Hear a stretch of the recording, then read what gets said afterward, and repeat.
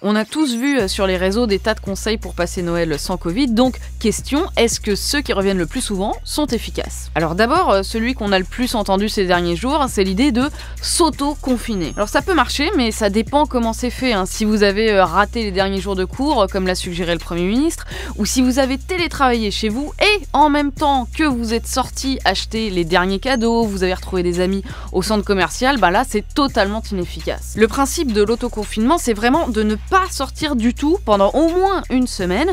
Pas de course à l'extérieur, pas de rendez-vous, pas de transport en commun non plus. C'est assez radical, mais là, vous êtes sûr que ça marche. Ensuite, l'autre conseil qu'on entend beaucoup, c'est de se faire tester.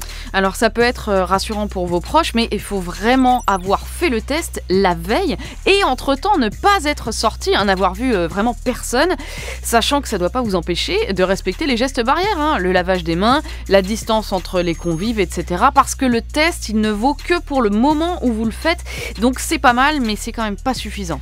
Enfin, faut-il porter le masque? C'est ce que recommande l'OMS, l'Organisation mondiale de la santé. Alors ça peut paraître gênant pour beaucoup, mais la meilleure protection, c'est quand même effectivement de porter un masque. Et c'est juste factuel, la Covid-19, c'est un virus respiratoire qui se propage en aérosol, donc dans l'air, quand on expire, on éternue, et surtout quand on parle. Donc pour discuter, papoter, chanter ensemble, c'est mieux de porter un masque puisque ça empêche 95 à 98% des gouttelettes de passer. D'une manière générale, moins il y a de personnes, mieux c'est.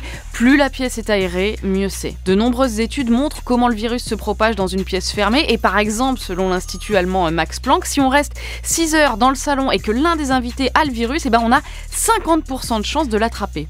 On a vu ce qui se passe aux États-Unis et au Canada après une grosse fête familiale comme Thanksgiving. Le nombre de contaminations a explosé. Donc pour passer de bonnes fêtes, soyons tous super prudents. Move Radio, Hip Hop Nation.